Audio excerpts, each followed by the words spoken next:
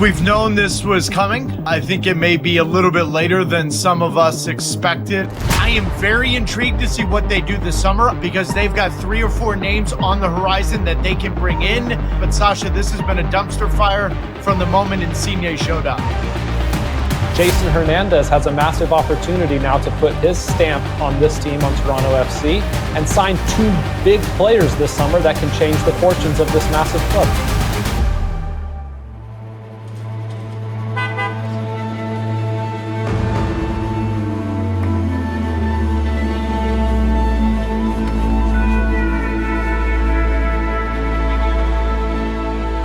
You know, it's such a multifaceted topic.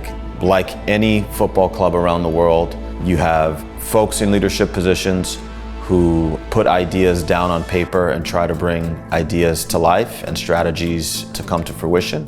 Both Lorenzo and Federico were cornerstone pieces for a strategy and a sporting vision that existed, a few years back.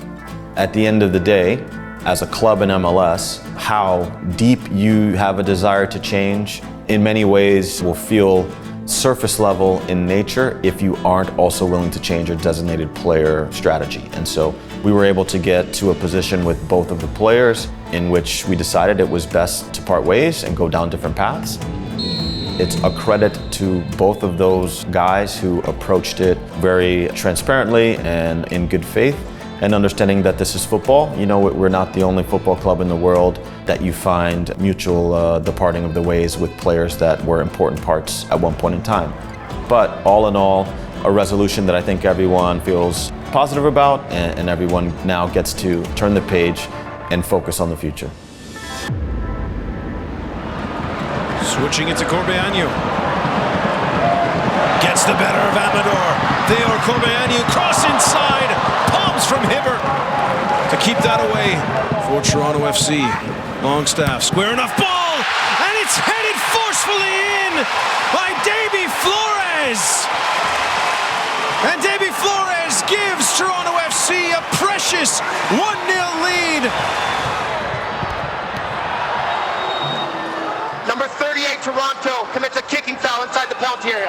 Foul decision, penalty. And so it'll be up to Sean Johnson with the boos ringing down around BMO Field. Latela steps up, and it's Johnson who makes almost an unbelievable save, and the luck has turned. Snatching a draw from the jaws of victory. It's just been that kind of season for both Toronto FC and Atlanta United.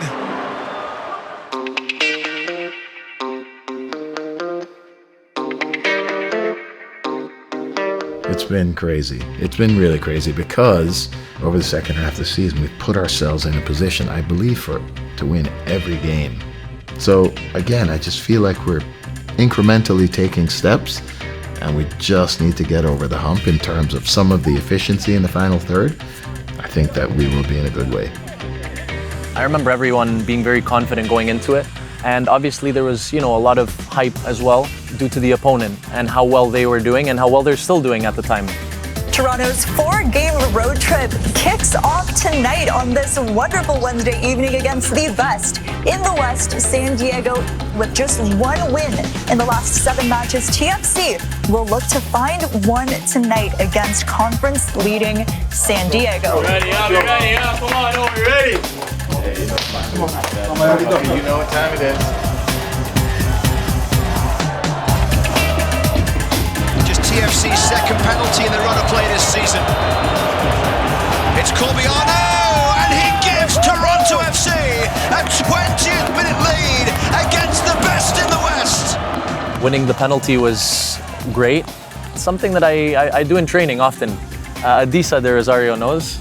Luka Gavran, of course. We always practice pens after training, so to be able to get my shot finally and be able to take a pen, I was happy to be able to put it away. We rose to the challenge, and we showed who we are. We showed that we can win away on the road, and it was a great day for us. Djordje trying to pick it up. Played forward towards Djordje, he's onside. Lozano down the right, here is a chance for San Diego. Lozano goes off Coelho. It's a really big away game and a really big away win as well, so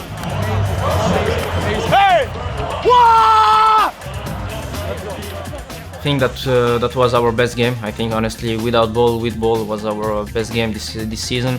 When we are playing as a team, we are a really good team. We just need to believe in us. So yeah, we need to continue like this. I'm so proud of you guys because you guys all work for each other, and you did what we asked you to do. I know we asked you guys to do things that you don't normally do. It's uncomfortable, and you just did it. I guarantee you the people in this locker room are the only people who thought we could win this game in the whole league. Guarantee it. So you keep working as a group, and we keep surprising, pissing off, whatever, the rest of the groups. But it's work, and it's commitment, and it's moving as a team. Take a couple of days to get ourselves ready, and then come out again on Saturday. Like we said, every game is a playoff game for us now. Really well done.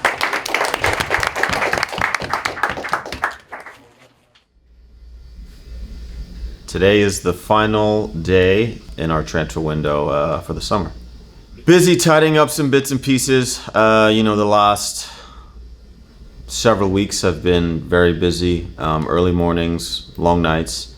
We've gotten to a point now where we feel we've executed the things we've been looking to execute. So right now it's just signatures and crossing T's and dotting I's, and we'll be done for the summer.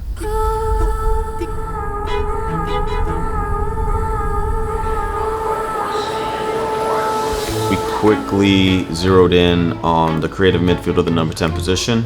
As we did that, we found a few interesting folks, and one clearly was Djordje that we identified within the league.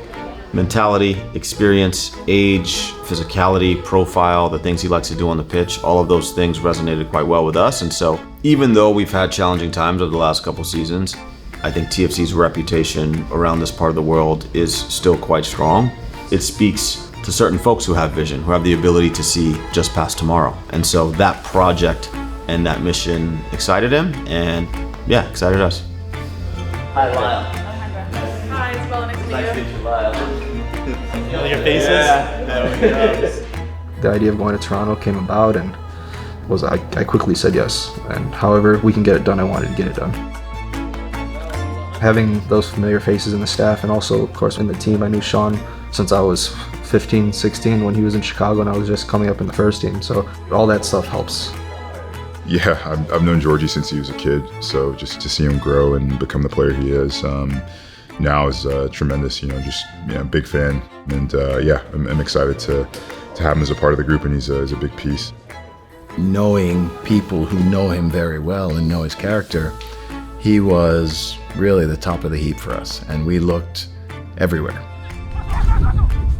Everything Neil said about Djordje is he can do this, and the guy loves to win.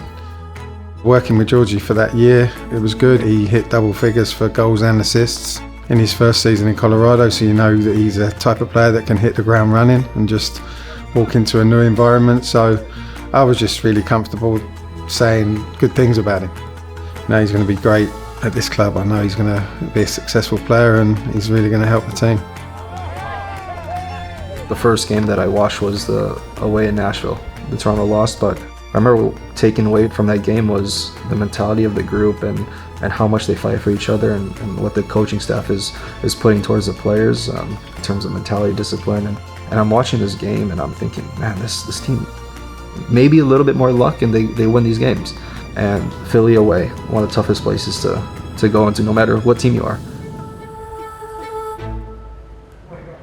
The Union are going for a season sweep of the guests from up north.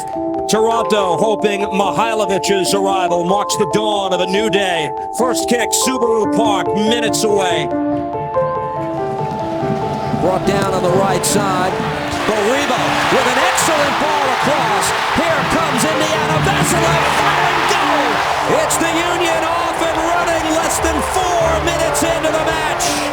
But here comes Mihailovic. The support is coming. Lesnes able to make the tackle. Our fight in that at that stadium against that team. Yeah, I think if we played that game earlier in the year, we lose that game, by 2 or 3 goals. Substitutions here for the Toronto FC side. Malik Henry comes in for Corbinov, trying to make something of this night in Mihailovic's TFC debut. Saved by Blake. The rebound is wide. Andre Blake stonewalling Toronto. Malik Henry able to work this across, and there it is. Tie game. DeAndre Curve, and we are level at 1. In the end, we looked like the team that was going to win that game, and so that was a big confidence booster and something to really to build on going forward. It was incredible because you can see that this team is fighting for each other, and there's so much good to look forward to.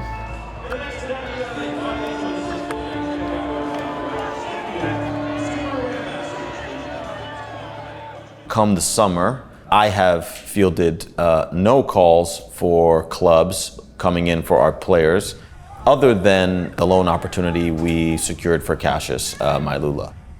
This summer, I've already fielded a couple of calls on a couple of our players. All of that is to say, is I think, under Robin, players have shown some level of themselves that have piqued some interest domestically around the league.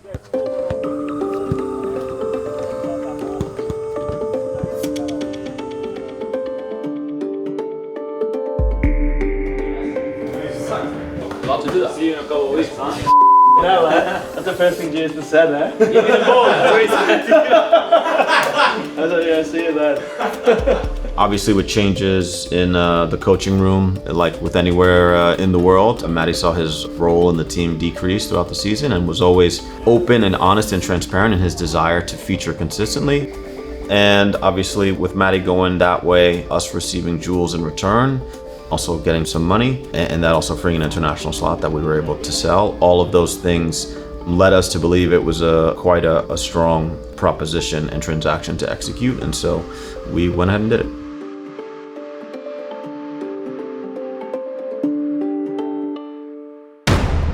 This season has certainly not been a fun ride for Toronto FC fans. Now they return home for the first time since mid-July with the Canadian National Exhibition as the backdrop, as TFC take on perennial Eastern Conference contenders Columbus Crew.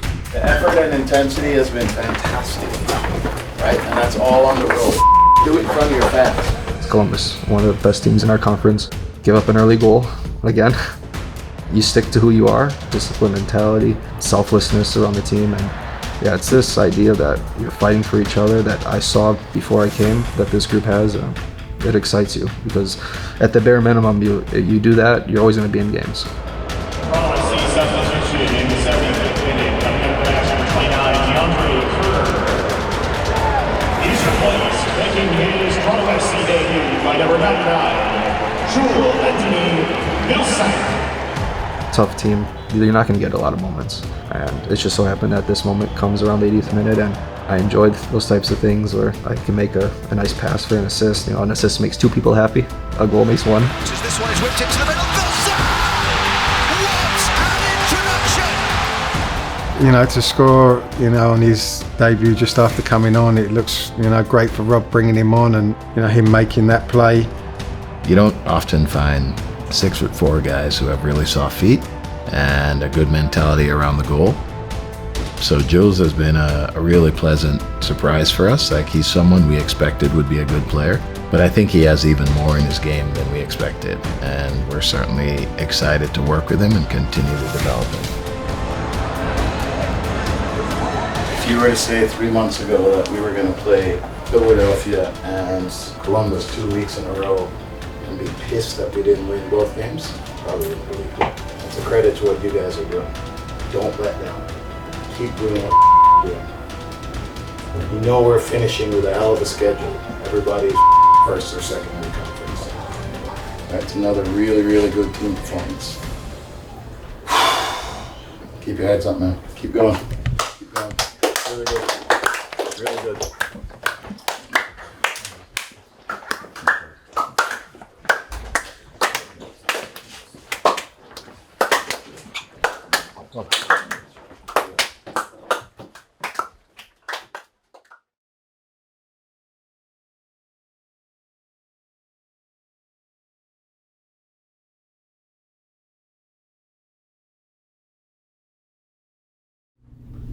I wonder if you could just kind of run us through the two transactions this week in terms of Deybi Flores going to Saudi Arabia and then Cifuentes bringing him in on loan. One seems to fill the void of the other, but could you just give us the rationale behind those two? Understanding where Deybi was after having a very strong first half of the season, having a very strong Gold Cup, we had anticipated potentially one or two conversations about him come the summer. It actually materialized in a way where Deybi received an opportunity to join a Saudi club. An opportunity, as we all know, presents itself with certain conditions, especially financially, and so it was something that Deybi felt quite strongly that was important for he and his family, and so for us, we worked together in a way to try to facilitate it, make that happen. For us, Deybi is one of the guys that, over the last year and a half, someone that I felt personally I could always count on to step on the pitch and give his heart and soul for the club and to push himself and push others around him to deliver results. And so for that, we felt very grateful for him. On the backside, what I would say is it then accelerated the conversations we anticipated having in October and November about the successor just into the summer. And so Jose, anyone in MLS knows who Cifu is. You understand what he brings to the table, whether you're following in MLS or in international football, considering his time with Ecuador. And so to get Cifu in at the deadline, similar to Djordje, I think, is going to help us in a big way as we're building for what's to come, right? And so you have two guys in the center of the park that you imagine are going to be core pieces for the 2026 season and hopefully big contributors to the success that we're going to build upon. Cifu is a player that I used to see because I was in the West with Colorado. This kid who does so many things well and with the right intensity, and he's physically strong. He's another one that can hit several different types of passes and is a very good finisher. Yeah, this is a very talented player, a very experienced player that's going to help us a lot.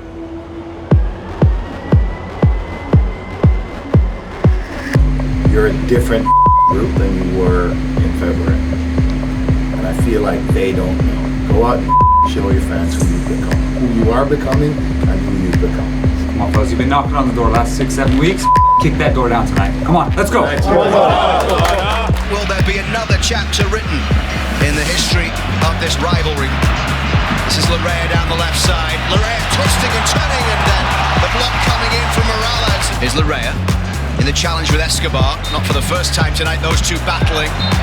You see everyone else is involved now. And now Brynhilsson away for Toronto. Can he feed him in? Brynhilsson might go all the way.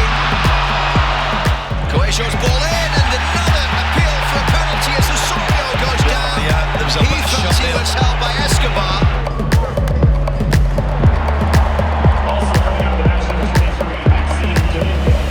The way opens up a little bit here for Jonathan Osorio. Into the path of Vilsa. It's Vilsa! Osorio! It is level! Even the little antics that he did after he scored, I love that. I love that, and having a player like Oso captain you, he's an incredible leader. He's a leader that I'd follow, just who he is, mentality, the way he plays, the way he approaches the game. Crazy ending, honestly. A moment where we could have won it, a moment where we could have lost it. So yeah, honestly, probably a good game for the neutral.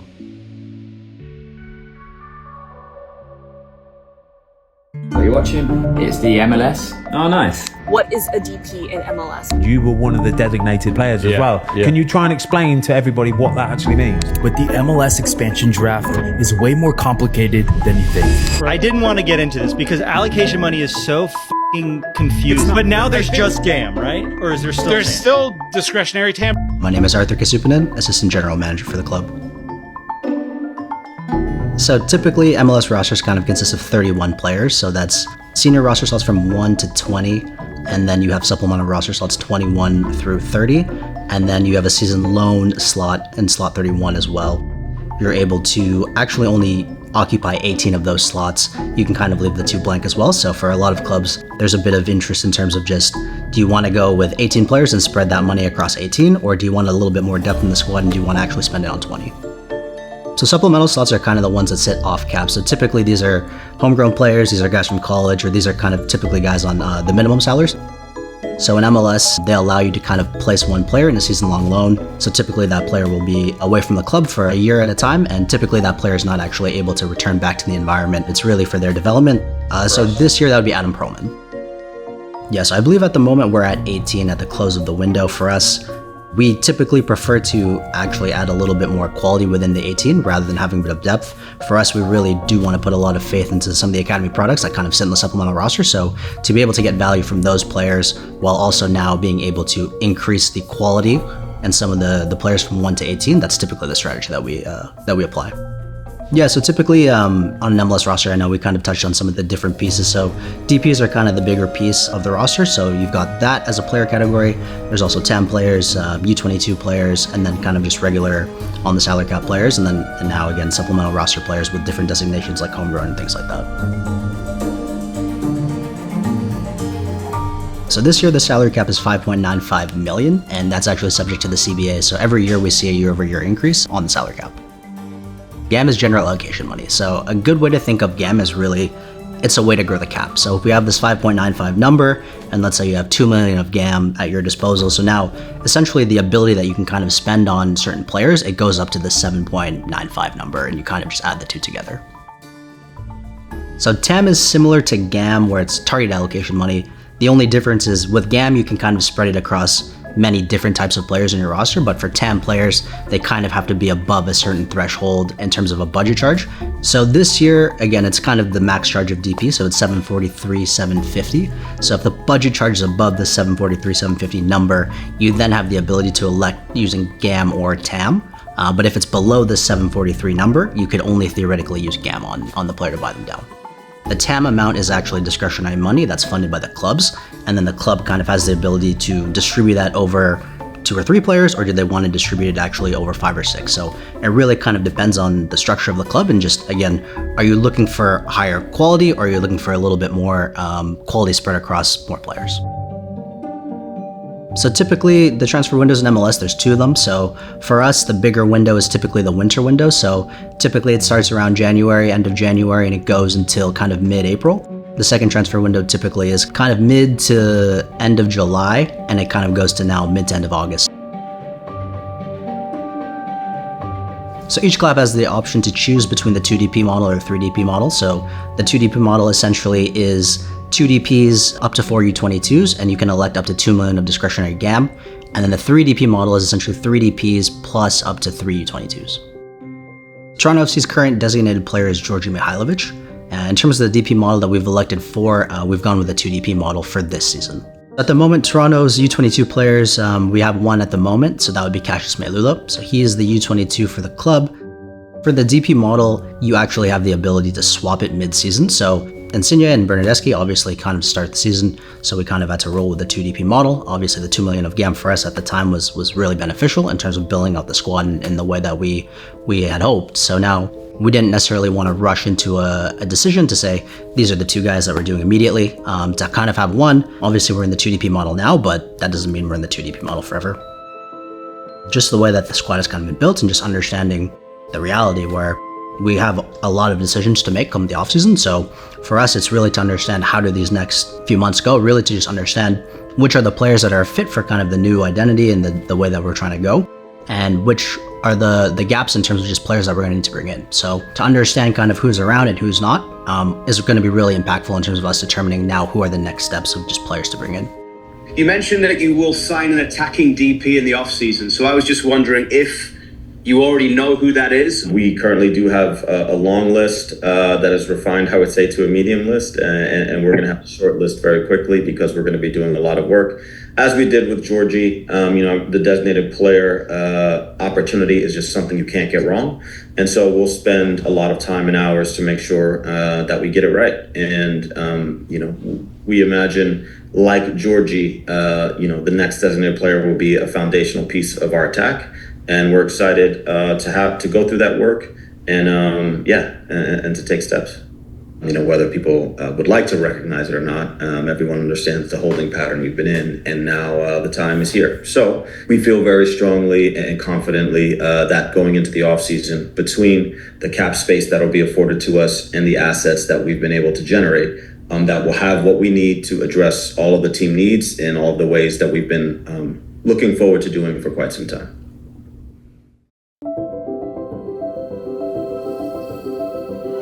The player wasn't going to be retained in part of the 2026 season, so I thought that we can kind of accelerate that process. I don't think we probably provided him with enough service so that we could really see him at his best. Mihailovic clipping it over and into the back of the net! Highlight is for sure the win. My first win for the club, of course. I'm very happy that I was at home in front of the fans. There's a lot of room to make significant moves, and I think that's what's different than all the other years. When we look at where we were in the very beginning to where we are now, I feel like we've grown immensely. And now we're here. It's a lot of work, but it's what we've been waiting for, so we're excited. You know, all for one, man. That's it.